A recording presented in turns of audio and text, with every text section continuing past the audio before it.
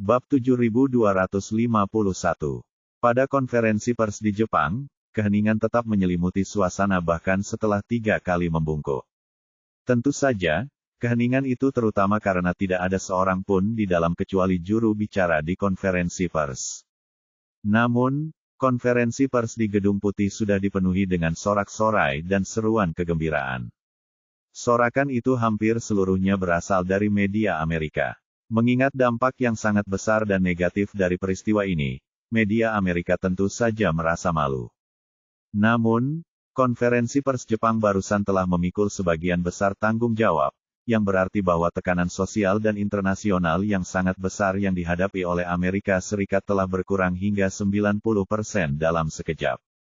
Media asing yang menunggu untuk menyaksikan pertunjukan itu adalah pihak yang terkejut dan takjub. Semua orang ingin melihat bagaimana juru bicara Amerika akan membantah dan memutarbalikkan kebenaran ketika dihadapkan dengan rentetan pertanyaan, tetapi tidak ada yang menyangka mereka akan menggunakan trik cerdas. Melihat ekspresi juru bicara itu sekarang, dia sudah tersenyum seperti seorang pemenang. Di tengah decak kagum penonton, ia melangkah ke podium dan, dengan senyum profesional, memulai, saya yakin semua orang telah melihat dengan jelas konferensi pers yang diadakan oleh pihak Jepang, dan Anda semua seharusnya sudah memahami situasi spesifiknya dengan baik. Sekarang, kita akan melanjutkan ke segmen konferensi pers. Karena juru bicara Jepang telah menjelaskan semuanya dengan sangat jelas, kita akan melewati segmen konferensi pers dan langsung menuju sesi tanya-jawab. Para reporter yang hadir di ruangan itu semuanya mengangkat tangan mereka. Juru bicara itu melirik ke sekeliling dan sengaja memilih seorang jurnalis Rusia, sambil berkata, silakan ajukan pertanyaan, reporter RIA Novosti. Jurnalis Rusia itu benar-benar tidak pernah menyangka hal seperti itu akan terjadi padanya. Secara umum, ketika mengadakan konferensi pers langsung, sesi tanya-jawab biasanya dijauhkan dari media dari negara-negara yang memiliki permusuhan dengan mereka, untuk menghindari jurnalis-jurnalis ini menyerang mereka secara terbuka tanpa menghormati mereka. Bahkan jika terkadang perlu memanggil 1 atau 2 jurnalis untuk mengajukan pertanyaan, biasanya ditempatkan di bagian akhir sesi, dan waktu yang dialokasikan sangat singkat, sehingga perhatian tentu saja tidak tinggi.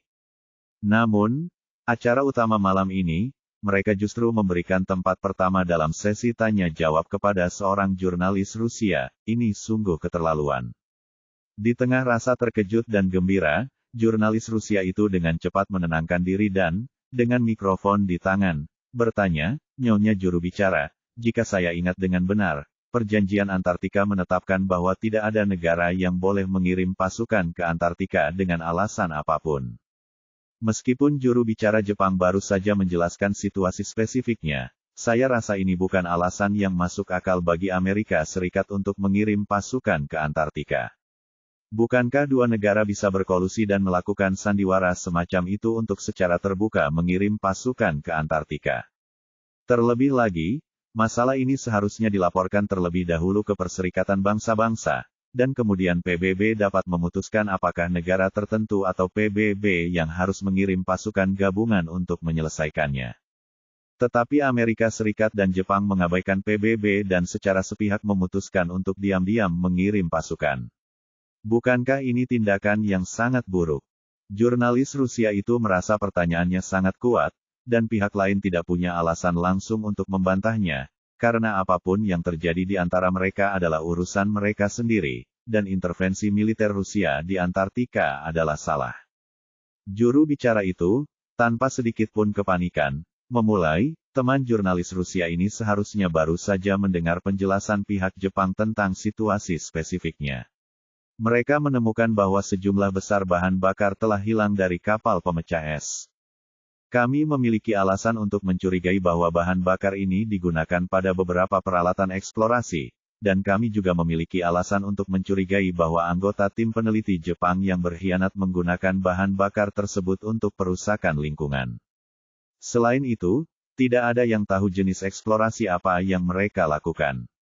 Bagaimana jika itu adalah tindakan terorisme? Jika kita tidak campur tangan tepat waktu dan hal itu menyebabkan konsekuensi yang sangat serius, lalu siapa yang akan bertanggung jawab atas Antartika dan masyarakat dunia? Jurnalis Rusia itu, terkejut dengan sikap membanggakan diri tersebut, segera membalas, penjelasan Anda terlalu mengada-ada. Saya tidak percaya sekelompok anggota ekspedisi ilmiah akan melakukan sesuatu yang membahayakan Antartika atau umat manusia. Juru bicara itu mencemooh, itu karena Anda sama sekali tidak memiliki pengalaman dan pelajaran yang dipetik dari operasi kontraterorisme di garis depan. Pikirkan tentang 9/11. Sebelum itu terjadi, siapa yang akan menyangka bahwa beberapa penumpang akan berkonspirasi untuk melakukan serangan teroris yang mengerikan seperti itu? Jika kami telah memperketat pemeriksaan keamanan pada semua penumpang sebelum itu, apakah Anda akan menuntut kami karena melanggar hak asasi manusia? Jurnalis Rusia itu terdiam bingung dengan pertanyaan tersebut dan hanya bisa menjawab dengan canggung, Anda malah membingungkan masalah. Juru bicara itu menggelengkan kepala dan berkata, Amerika Serikat telah terlibat secara mendalam dalam kontraterorisme selama bertahun-tahun. Mengutip kata-kata Presiden kami, tidak ada yang lebih memahami kontraterorisme daripada kami, dan tidak ada yang lebih memahami teroris daripada kami. Oleh karena itu, kami sama sekali tidak dapat menunggu sampai sesuatu terjadi untuk merenungkan apa yang telah kami abaikan. Kita harus menghilangkan semua risiko sebisa mungkin dari sumbernya. Ada pepatah Tiongkok kuno, mencegah lebih baik daripada mengobati, dan saya sangat setuju dengan filosofi yang disampaikannya. Jadi, dalam situasi yang sangat terburu-buru itu, kami tidak punya cukup waktu untuk berkonsultasi dengan Perserikatan Bangsa-Bangsa dan kemudian melakukan pemungutan suara. Dalam keadaan normal, seluruh proses akan memakan waktu setidaknya 48 jam, dan tidak ada yang dapat menjamin bahwa Perserikatan Bangsa-Bangsa pasti akan menyetujuinya setelah 48 jam. Bagaimana jika negara Anda menggunakan hak veto selama proses pemungutan suara? Bukankah situasinya akan semakin tertunda? Jurnalis Rusia itu berdiri dengan tidak senang dan berkata, saya rasa spekulasi Anda menyinggung perasaan kami. Juru bicara itu menggelengkan kepalanya dan berkata, saya tidak menargetkan siapapun atau negara manapun. Saya hanya mengatakan bahwa jika masalah ini tidak diputuskan dan ditindaklanjuti segera, ada banyak kemungkinan untuk penundaan atau bahkan pembatalan. Jika para pengkhianat itu melakukan sesuatu yang tak termaafkan di Antartika dan menyebabkan kerusakan yang tidak dapat dipulihkan, kerusakan itu bukan hanya akan terjadi di Antartika, tetapi juga bagi seluruh umat manusia. Pada titik ini, dia menghela napas dan berkata dengan serius, tentu saja, seperti yang baru saja Anda katakan, kami memang melanggar perjanjian Antartika, itu adalah fakta yang tak terbantahkan, dan kami tidak bermaksud untuk membuat alasan apapun. Tetapi seperti yang baru saja dikatakan oleh juru bicara Jepang, dan seperti yang telah saya jelaskan, tujuan kami bukanlah untuk dengan sengaja mengirim pasukan ke Antartika atau dengan sengaja melanggar perjanjian Antartika. Kami bertindak dengan sikap bertanggung jawab terhadap sekutu kami, Antartika, dan seluruh umat manusia. Oleh karena itu, kami akan menyampaikan pernyataan kepada Perserikatan Bangsa-Bangsa mengenai masalah ini, dan kami bersedia menerima hukuman apapun dari PBB. Tentu saja, tentara kami memang terlibat dalam beberapa perilaku yang tidak pantas di garis depan. Misalnya, atas permintaan pihak Jepang, mereka menyebabkan beberapa cedera fisik pada anggota tim peneliti. Kami juga akan memerintahkan militer untuk menangani masalah ini dengan serius dan meminta maaf kepada para korban dan keluarga mereka. Terima kasih, reporter Ria Novosti. Dan terima kasih semuanya. Pertanyaan selanjutnya. Para wartawan media di lokasi kejadian tercengang. Tidak ada yang menyangka bahwa juru bicara Gedung Putih akan menyelesaikan hampir semua masalah hanya dalam putaran pertama. Meskipun demikian, bahkan jika para wartawan di belakang mereka siap dengan senjata dan meriam untuk menyerang mereka, akan sulit untuk mencapai efek yang diinginkan.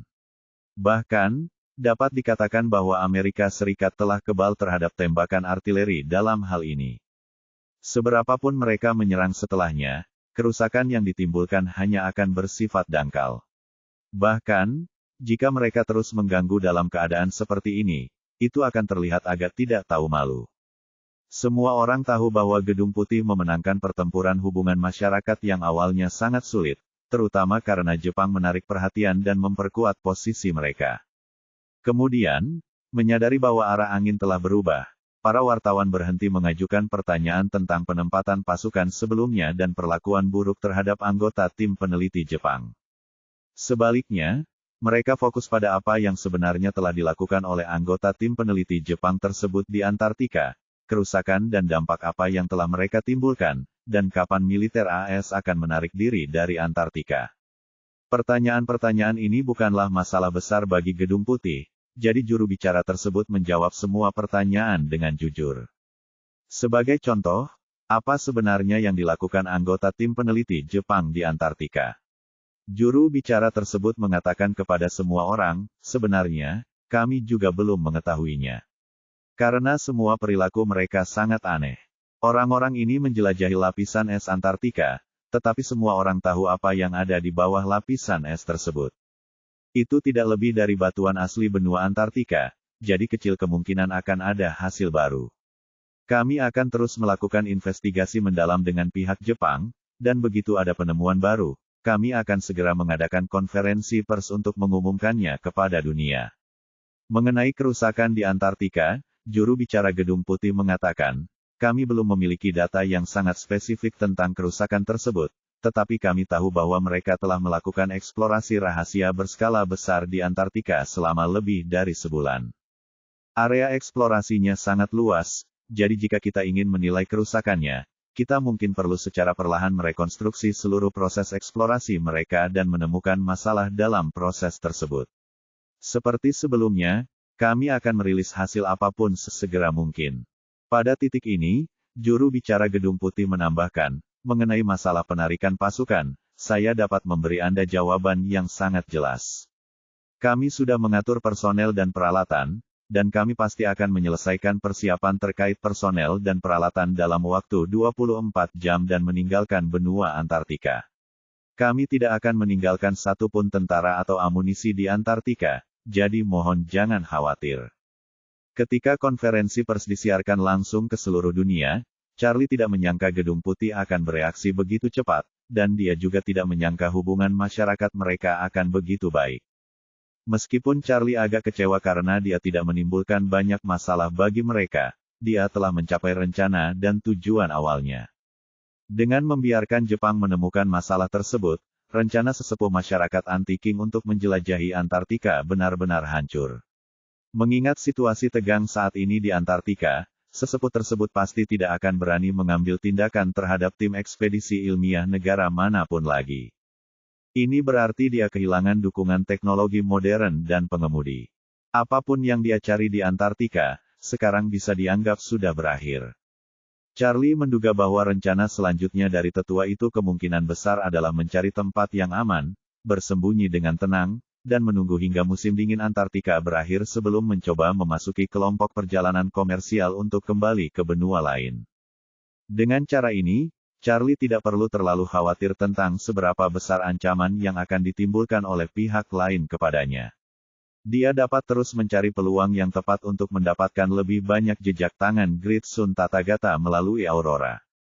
Namun, Aurora Borealis, yang biasanya sangat umum di Antartika selama musim dingin, tidak muncul selama beberapa hari berturut-turut.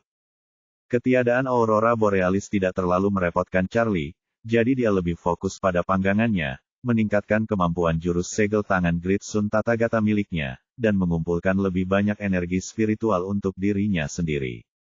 Saat itu, Wu Bolin, yang berada puluhan meter di dalam lapisan es, sedang dalam suasana hati yang buruk. Meskipun ia berencana untuk mengasingkan diri di Antartika selama musim panas, peristiwa beberapa hari terakhir telah sepenuhnya mengganggu pikiran Taosnya, membuatnya sangat cemas. Karena ia telah mempertimbangkan dengan saksama masalah yang akan ditimbulkan oleh hal ini dalam beberapa hari terakhir, ia menyadari bahwa hanya karena tindakan kecil yang telah ia lakukan, ia telah menarik perhatian militer AS ke Antartika, yang berarti bahwa pemerintah AS dan Jepang pasti menyadari bahwa ada sesuatu yang salah. Secara logistik, mereka pasti akan melakukan yang terbaik untuk menyelidiki apa yang sebenarnya terjadi pada anggota tim peneliti Jepang. Namun faktanya mereka telah dimanipulasi secara psikologis hanya akan membawa penjelajahan ke jalan buntu. Ini bukanlah hal yang baik, karena jalan seperti itu akan tampak sangat aneh dan tidak normal di hadapan aparatur negara. Dalam keadaan normal, tidak mungkin terjadi situasi perlindungan psikologis manapun yang puluhan tahun tidak dapat ditembus. Begitu kedua pemerintah menganggap masalah ini aneh, dampaknya akan sangat luas. Mereka pasti akan mengira sebagai kasus yang belum terpecahkan dan terus menggali lebih dalam hingga menemukan alasan sebenarnya. Selain khawatir akan terbakar, yang lebih memengaruhi Wu Bolin adalah apakah masalah ini akan sampai ke telinga penguasa yang bijaksana jika semakin membesar. Setelah menimbulkan kehebohan di Antartika, bagaimana seharusnya saya menjawab jika penguasa yang bijaksana menganyai saya? Jika saya hanya mengatakan kepadanya bahwa yang saya lakukan di Antartika hanyalah mencari sumber daya langka dan berharga di sana, dia pasti tidak akan mempercayai saya. Itu artinya aku harus mengatakan yang sebenarnya di sini dan menceritakan tentang gerbang kenaikan. Terlepas dari apakah penguasa Inggris akan menegur mereka, bagaimana jika penguasa Inggris mempercayai legenda ini dan mengumpulkan masyarakat seluruh anti-King untuk mencarinya di Antartika? Maka kita dapat mengatakan bahwa kita telah melewatkan kesempatan emas. Menurut rencana Wu Bolin sendiri, jika dia bisa secara diam-diam menemukan gerbang kenaikan dan memperoleh lebih banyak sumber daya dan teknik penguatan, tingkat lonjakannya pasti akan meningkat, dan dia bahkan mungkin bisa mendapatkan sumber daya pil hijau abadi seperti penguasa heroik. Penguasa yang bijaksana itu hanya memiliki waktu kurang dari 100 tahun lagi untuk hidup. Jika aku bisa hidup sampai 500 tahun, maka dinasti Qing kemungkinan besar akan menjadi milikku setelah penguasa yang bijaksana itu wafat. Setelah mengikuti Victoria selama bertahun-tahun, dia tahu betul betapa kuat dan luasnya perkumpulan Warriors dan memimpin organisasi ini praktis sama menjadi raja tanpa mahkota. Namun jika Victoria memanfaatkan kesempatan ini, dia akan kehilangan peluangnya sepenuhnya. Bagaimanapun, ini hanyalah ide yang relatif bagus. Wu Bolin sangat mengenal kepribadian dan gaya Victoria. Jika dia benar-benar mengetahui bahwa Victoria menyembunyikan sesuatu yang besar darinya, dia pasti akan kehilangan semua kepercayaannya, dan posisi Victoria di Breaking Tousan Society di masa depan akan terancam. Semakin Wu Bolin memikirkan masalah-masalah ini, kondisi mentalnya semakin buruk, sehingga mustahil dia untuk benar-benar mengasingkan diri selama beberapa hari. Awalnya, gua es yang sempit ini bukanlah masalah baginya. Begitu dia memasuki keadaan normal, dia tidak akan lagi menyadari apapun di sekitarnya. Namun karena ia tidak bisa memasuki kondisi meditasi, ia mulai merasakan keengganan yang kuat terhadap lingkungan yang sempit, seolah-olah ia tiba-tiba mengalami klaustrofobia, merasa tidak nyaman dan tidak nyaman. Namun, cuaca terus-menerus tidak mendukungnya. Di bawah lapisan es, dia masih bisa melihat samar-samar cahaya aurora borealis ketika mendongak, jadi dia tidak merasa sepenuhnya tenggelam dalam kegelapan. Namun aurora telah menghilang dalam 2 hari terakhir. Parahnya lagi, bulan juga menghilang. Bulan dan matahari di Antartika sangat berbeda dari yang ada di wilayah lain.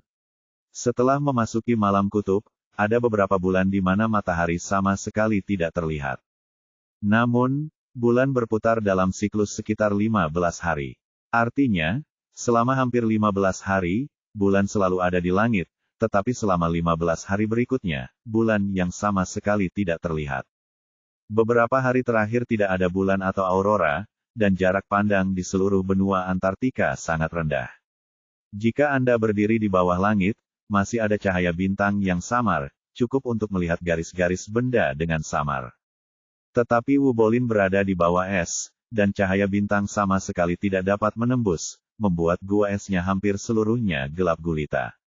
Setelah berkali-kali gagal memasuki keadaan normal, ditambah dengan kegelapan ekstrim di lingkungan sekitar, kondisi mental Wu Bolin hampir runtuh.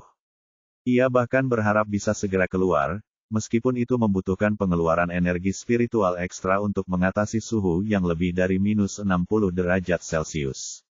Ia lebih memilih untuk pergi keluar. Setelah mengambil keputusan, dia benar-benar menghentikan pemikirannya dan bangkit untuk menerobos. Yang mengejutkannya, setelah matanya menyesuaikan diri dengan kegelapan yang sangat pekat selama beberapa hari, ia tiba-tiba melihat cahaya samar, hampir tak terlihat, yang berasal dari bawah kakinya. Cahaya itu, yang bahkan tak bisa disebut cahaya, seperti pola kepingan salju yang muncul di mata seseorang saat mereka menutupnya. Jadi dia bertanya-tanya apakah dia mengalami semacam halusinasi atau penglihatan dalam kegelapan yang ekstrim ini. Awalnya, dia tidak terlalu terpengaruh, hanya ingin segera keluar dari tempat mengerikan ini. Namun, cahaya redup yang menyeramkan itu tampak agak berbeda dari bintik-bintik dan pola cahaya yang biasanya muncul saat Anda menutup mata. Perbedaannya adalah pola yang Anda lihat saat menutup mata, yang asal-usulnya tidak diketahui, bersifat acak dan bergerak. Saat Anda sering berkedip, pola-pola itu tampak melayang-layang ketika mata Anda tertutup. Namun, berapa kali pun dia berkedip, pola cahaya yang berasal dari kedalaman lapisan es di bawah kaki tidak pernah berubah posisi.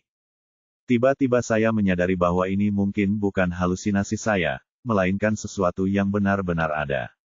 Memikirkan hal ini, ia tak berkuasa. Orang-orang Jepang itu menjelajahi Antartika selama lebih dari 1 bulan, dan hasil yang mereka laporkan adalah bahwa di bawah lapisan es itu hanya ada es. Hanya di bawah lapisan es sedalam ribuan meter terdapat bebatuan. Dengan kata lain, lapisan es ini mungkin terbentuk puluhan juta tahun yang lalu. Jadi, sebenarnya apa cahaya kecil di bawahnya?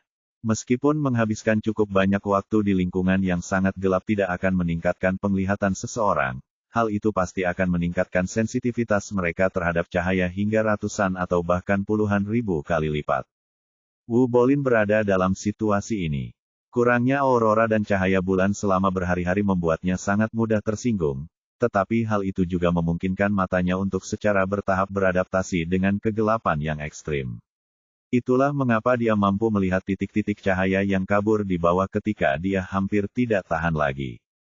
Jika aurora borealis selalu ada di sana, terus-menerus menyaring melalui es dan memancarkan cahayanya yang redup, dia tidak akan pernah memperhatikan cahaya yang hampir tidak terlihat di bawahnya. Setelah memastikan bahwa itu adalah cahaya dan bukan imajinasinya, dia tiba-tiba merasakan gelombang kegembiraan. Para ilmuwan mengatakan kepadanya bahwa tidak mungkin ada jejak manusia yang tertinggal di bawah lapisan es Antartika, tetapi sebuah cerita yang pernah didengarnya 100 tahun yang lalu mengatakan bahwa sebelum berakhirnya era Dharma, pasti ada banyak kultivator yang sangat kuat di dunia, dan dengan kekuatan supranatural mereka pasti mampu membangun kota bawah tanah di Antartika. Jadi, mau tak mau ia bertanya pada dirinya sendiri, mungkinkah titik-titik cahaya di bawah ini berhubungan dengan gerbang kenaikan? Dengan ide tersebut, ia segera memanggil pedang miniaturnya, mengayunkannya dengan satu tangan, dan pedang itu langsung berubah menjadi pedang panjang. Kemudian ia menerobos es yang menyegel bagian atas gua es dan mulai menggunakan energi spiritual sebagai tenaga penggerak untuk membuat pedang terbang itu menggali lebih dalam ke lapisan es di bawahnya. Untuk mencegah pecahan kristal es yang digali menyumbat gua es, ia langsung menggunakan energi spiritual untuk menyemprotkan pecahan es tersebut ke tanah. Jika seseorang berada di pintu masuk gua, mereka akan melihat gua es itu seolah-olah hidup kembali, menyemburkan pecahan es dengan ganas. Untungnya, Wu Bolin memang telah berlari cukup jauh ketika bersembunyi dari tentara Amerika, dalam radius ratusan kilometer, dia praktis satu-satunya orang yang masih hidup. Hal ini terutama karena saat ini ia berada di jantung Antartika, tempat yang tidak terlalu signifikan untuk stasiun penelitian. Sebagian besar stasiun penelitian Antartika terletak di semenanjung karena memudahkan navigasi. Sisanya sebagian besar terletak di daerah pesisir lempeng benua, juga untuk memudahkan navigasi dan transportasi. Hanya sedikit sekali, seperti stasiun penelitian Kutub Selatan milik Amerika Serikat, yang secara khusus dibangun di dekat Kutub Selatan. Dengan kata lain, jangkauan aktivitas manusia saat ini di Antartika adalah lingkaran besar dengan titik kecil di tengahnya. Terlepas dari daerah sekitarnya dan Kutub Selatan bagian tengah, sebagian besar wilayah lainnya tidak berpenghuni. Hal ini memberi Wu Bolin banyak kepercayaan diri. Yang lebih penting lagi, bulan tidak akan terlihat selama beberapa hari ke depan, dan apakah aurora akan muncul masih belum diketahui. Dalam kondisi seperti itu, jarak pandang sangat rendah, sehingga semakin sedikit alasan untuk khawatir terlihat. Wu Bolin menghabiskan 1 hari menggali lapisan es sedalam setidaknya 300 meter. Jarak 300 meter ini menghabiskan banyak energi spiritualnya yang berharga, tetapi juga memungkinkannya untuk melihat harapan yang lebih besar. Saat lapisan es bergerak ke bawah, cahaya yang awalnya sangat redup menjadi jauh lebih terang. Dia bisa melihat titik cahaya hijau bersinar di bawah es, yang memberinya perasaan seperti melihat lampu lalu lintas di kejauhan ketika matanya tidak fokus. Ia sangat menyadari bahwa lapisan es akan mengubah cahaya secara drastis. Apa yang tampak sebagai titik cahaya saat ini tidak mungkin dibedakan. Jika sumber cahaya berada cukup dalam di dalam es, bahkan area cahaya hijau terang yang luas kemungkinan hanya akan tampak sebagai satu bercak setelah pembiasan. Berdasarkan perubahan cahaya yang disebabkan oleh kedalaman 300 meter, ia memperkirakan jaraknya secara kasar dan merasa bahwa titik cahaya itu setidaknya berjarak ribuan meter darinya. Mungkin memang benar-benar dibangun di atas lapisan es sedalam ribuan meter, yang di dasarnya terdapat lapisan batuan asli benua Antartika. Memikirkan hal ini, dia merasa sedikit berkecil hati. Bagi para kultivator tingkat atas sebelum berakhirnya era Dharma, mereka mungkin mampu membuka lapisan es dari atas ke bawah dalam waktu yang dibutuhkan untuk meminum secangkir teh. Namun, baginya, ia belum membuka istana Niwannya dan kekuatannya belum mencapai tahap lompatan tersebut. Menggunakan energi spiritual untuk menggerakkan pedang terbangnya guna melakukan pekerjaan penggalian semacam ini sungguh sangat melelahkan. Jika ia terus berada dalam situasi putus asa ini, ia khawatir energi spiritualnya yang terbatas akan hampir habis. Namun, pikiran bahwa apa yang tersembunyi di bawahnya mungkin adalah reruntuhan yang ditinggalkan oleh para kultivator dari sebelum berakhirnya era Dharma, memberinya energi baru. Menurutnya, para kultivator dari sebelum berakhirnya era Dharma yang mampu membangun gua mereka di bawah ribuan meter es dan bertahan hidup begitu lama di Antartika pastilah para ahli tingkat atas dengan kekuatan luar biasa. Belum lagi Victoria, bahkan Meng Changsheng mungkin hanyalah sosok yang tidak berarti di mata para ahli tersebut. Dan apa yang tersembunyi di bawahnya adalah reruntuhan yang mereka tinggalkan. Ketika mereka tidak memiliki harapan untuk mencapai keabadian dan umur mereka telah habis, mereka tidak dapat membawa sumber daya kultivasi mereka. Entah itu pil, batu spiritual, atau berbagai artefak magis, semuanya mungkin berada di bawah lapisan es ini, menunggu dia untuk menemukannya. Ia merasa seperti seorang perampok makam miskin yang secara tak sengaja menggali makam kaisar pendiri kekaisaran terkuat dalam sejarah manusia purba. Kini, lorong beku yang terukir di dalam es ini seperti terowongan bagi perampok makam untuk mencapai makam kaisar. Selama ia bisa menggali terowongan ini hingga ke dasar dan masuk ke istana bawah tanah, ia bisa mendapatkan kekayaan yang tak terbatas. Dari perspektif ini, apa masalahnya jika kita mengonsumsi sedikit energi spiritual saat menggali terowongan? Selama aku bisa menggali dan mendapatkan apa yang selama ini kuimpikan, kekuatan dan kultivasiku akan meningkat pesat, dan aku bahkan mungkin memiliki kesempatan untuk setara dengan Victoria. Jika dia lebih berani lagi, kultivasinya bahkan mungkin akan melampaui Victoria. Jika kultivasinya benar-benar dapat melampaui Victoria, maka ini akan menjadi kesempatan sekali seumur hidup.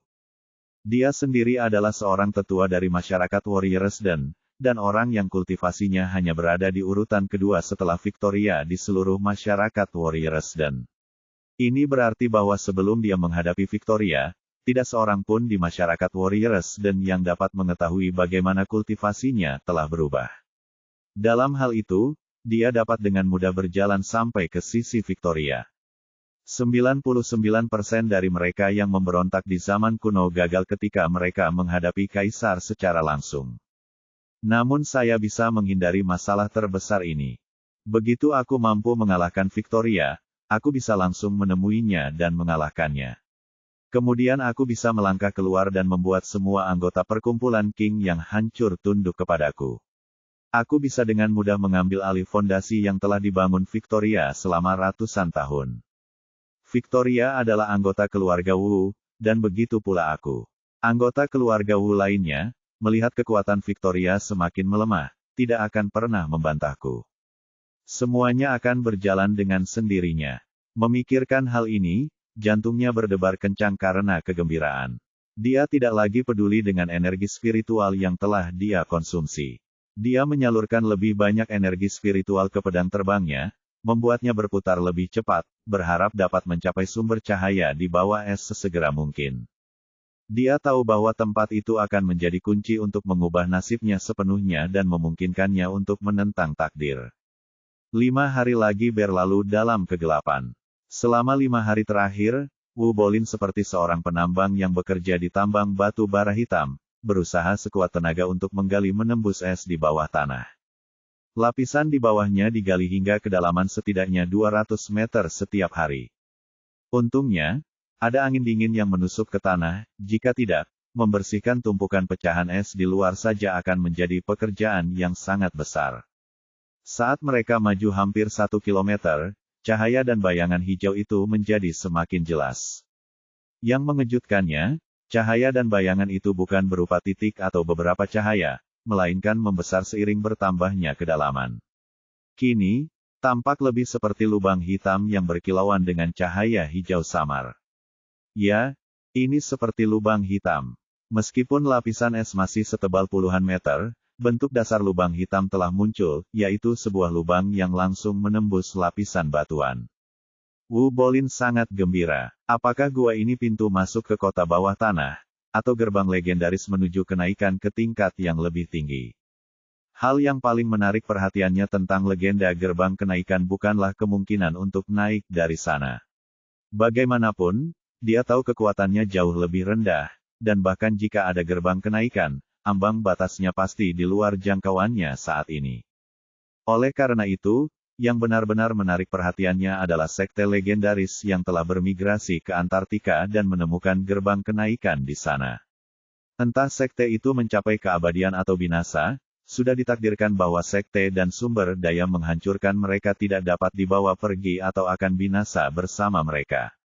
Oleh karena itu, dia berharap pintu masuk gua itu mengarah ke bawah tanah yang telah dibangun sekte tersebut di Antartika. Jika memang itu adalah situs arkeologi, maka artinya apa yang terletak di bawahnya kemungkinan besar adalah kota bawah tanah yang seluruhnya dibangun di dalam bebatuan, mirip dengan markas faksi anti-Qing dinasti Qing. Lubang bercahaya hijau di bawah ini kemungkinan besar adalah satu-satunya pintu masuk dan keluar ke kota bawah tanah ini. Bagi saya sendiri, saya akan menjadi orang yang beruntung karena memiliki akses eksklusif ke semua sumber daya menembus kota bawah tanah ini. Dengan memikirkan hal ini, energi spiritualnya, yang hampir habis, tampak terisi kembali dengan sangat berlimpah, membuatnya tiba-tiba penuh energi. Pada kenyataannya, energi spiritualnya sama sekali tidak terisi kembali, sebaliknya, energi tersebut telah terkuras hingga kurang dari 20% pada akhir hari. Namun, ia seperti seorang pengemudi yang bahan bakarnya tinggal kurang dari 20%, hendak memasuki area peristirahatan untuk mengisi bahan bakar. Segala sesuatu berada dalam jangkauannya, jadi ia tidak peduli dengan energi spiritual yang hilang, karena ia merasa akan segera menerima pengisian ulang yang besar, dan bahkan mungkin menemukan stasiun pasokan yang tak habis-habisnya. Pada saat itu, beberapa cahaya dan bayangan bak mimpi tiba-tiba menyinari gua es yang berada lebih dari 1000 meter di atas kepala. Wu Bolin mendongak dan melihat aurora bersinar di luar pintu keluar gua es, yang ukurannya tidak lebih besar dari kepala korek api. Hal ini membuat Wu Bolin sangat gembira. Aurora borealis, yang telah menghilang selama beberapa hari, tiba-tiba kembali. La merasa bahwa kemunculan aurora pada saat ini adalah pertanda yang sangat baik. Ini pertanda bahwa Anda akan segera memperoleh harta karun yang besar dan memulai babak baru dalam hidup Anda. Tubuhnya gemetar karena kegembiraan saat ia tertawa bahak di dalam gua es sedalam ribuan meter. Surga telah membantuku. Ini benar-benar pertolongan surga. Kupikir semuanya telah mencapai jalan buntu, tetapi aku tidak pernah membayangkan ini akan menjadi berkah yang begitu besar dari Tuhan. Gerbang menuju pendakian ini tersembunyi jauh di dalam lapisan batuan di bawah lapisan es Antartika. Bahkan peralatan eksplorasi Jepang pun tidak dapat mencapai kedalaman ini. Jika tentara Amerika tidak menginvasi Antartika, bahkan jika orang-orang Jepang itu telah menjelajahi seluruh Antartika untukku, mereka tidak akan pernah menemukan tempat ini. Ini benar-benar takdir. Setelah mengatakan itu, dia mengeluarkan raungan panjang, mengeluarkan lebih banyak energi spiritual dari tubuhnya, membuat pedang terbang itu melaju lebih cepat lagi. Sementara itu, di stasiun penelitian Nordik, Charlie, Yeremia Yun, dan Song Ruyu masih mengasingkan diri, jadi Maria Lin duduk di dekat jendela sambil membuat teh. Tidak ada aurora selama beberapa hari terakhir, dan Charlie belum keluar dari pemuatannya. Meskipun Maria Lin agak kesepian, dia tidak bosan. Dia menghabiskan hari-harinya dengan minum teh, membaca buku, dan melakukan ramalan. Dia merasa cukup puas selama malam kutub ini. Namun, dia selalu berhati-hati. Karena di luar sedang malam kutub dan ada seorang tetua dari perkumpulan King yang rusak yang tidak dapat ditemukan berkeliaran di Antartika, dia selalu memastikan untuk menutup semua tirai dengan rapat sebelum memancarkan cahaya apapun. Saat itu, Maria Lin menutup tirai dan merebus air di ketel listrik. Setelah air mendidih, dia menyeduh secangkir teh puer, lalu mematikan lampu dan membuka tirai penutup jendela. Begitu dia membuka tirai, dia terkejut mendapati bahwa malam kutub di luar jendela tidak lagi hanya dipenuhi cahaya bintang yang kabur, sebaliknya, garis-garis aurora, seperti pita hijau tak berujung, muncul di langit. Maria Lin sangat gembira saat itu. Dia segera bangkit dan pergi ke ruangan tempat Charlie, Jeremiah Yun, dan Song Ruyu berada sendirian. Dia mengetuk pintu perlahan dan berkata, "Tuan muda, aurora telah muncul." Charlie langsung terbangun dari meditasinya. Aurora borealis telah tiba. Beberapa hari terakhir ini, dia telah mengisi kembali energi spiritual dalam tubuhnya hingga mencapai keadaan penuh, hampir meluap, hanya menunggu aurora tiba agar dia dapat segera membuat kesepakatan dengan makhluk misterius itu dan juga menggunakan energi spiritual yang meluap tersebut. Aurora borealis akhirnya tiba. Jeremiah Yun dan Song Ruyu juga dibangunkan oleh suara Maria Lin. Mereka membuka mata dan menatap Charlie. Song Ruyu bertanya dengan heran, "Tuan Wade, aurora muncul lagi." Charlie berdiri dengan gembira dan berkata sambil tersenyum, "Nona Lin bilang sudah muncul, jadi pasti sudah muncul. Ayo kita lihat." Setelah mengatakan itu, dia melangkah ke pintu dan membukanya. Maria Lin berdiri di luar pintu dengan ekspresi gembira. Charlie melihat keluar jendela dan menyadari bahwa aurora memang telah muncul. Ia segera berkata, "Aurora tepat di atas kita, jadi kita tidak perlu pergi jauh. Kita bisa langsung keluar dan mulai berlatih segel tangan."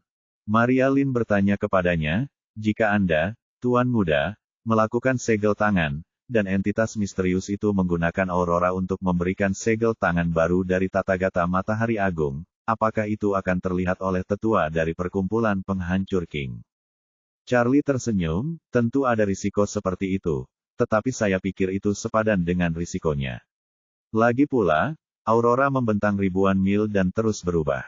Jika Anda melihat aurora dari sudut lain, Anda mungkin melihat ribuan mil sinar laser yang tumpang tindih, yang membuat sulit untuk melihat bentuk spesifik aurora. Hanya ketika kita berada tepat di bawah jejak tangan kita dapat melihatnya dengan jelas." Kemudian Charlie menambahkan, "Tentu saja ada risiko yang terlibat, tetapi saya pikir itu setara dengan risikonya. Musim dingin Antartika setidaknya masih 2 bulan lagi, dan kita tidak bisa hanya duduk di sini dan menunggu mati selama sisa bulan ini." Maria Lin mengangguk pelan dan berkata, "Apa yang kukatakan sangat masuk akal. Masih belum diketahui apakah kita bisa melihatnya dari kejauhan. Bahkan jika kita bisa melihatnya, bentuknya mungkin tidak akan sama dengan yang kita lihat dari bawah." Mereka berempat kemudian segera keluar dari stasiun penelitian yang hangat itu. Sesampainya di halaman, Charlie segera duduk bersila di atas salju, bermaksud untuk langsung mengaktifkan segel tangan yang menghasilkan sejumlah besar energi spiritual. Pada saat itulah Hu Bolin mengerahkan seluruh kekuatan dan menerobos lapisan es terakhir yang memisahkan dirinya dari pintu masuk gua. Yang mengejutkannya, pintu masuk yang gelap itu tampak tertutup oleh kekuatan yang tak terlihat, sehingga tubuhnya tidak mungkin masuk. Saat itu, dia tampak melayang tanpa alasan yang jelas di atas pintu masuk gua, dan sekeras apapun dia mencoba, dia tidak bisa memasukkan sedikit pun tubuhnya. Pada saat ini, di lautan kesadaran Charlie, sebuah pagoda emas yang sebagian besar telah diperbaiki perlahan muncul dari lautan, diikuti oleh pancaran cahaya keemasan. Sebelum Charlie selesai membuat segel tangan, Maria Lin tiba-tiba berseru, "Tuan Muda, lihat." Charlie, yang sedang berkonsentrasi membentuk segel tangan, tiba-tiba mendongak dan mendapati bahwa aurora di langit telah berubah bentuknya sebelum dia selesai membentuk segel tangan dan sebelum energi spiritualnya terserap. Namun bentuknya tidak lagi menyerupai sidik jari, melainkan sebuah panah anak yang berputar di langit seperti bendera, selalu mengarah ke selatan.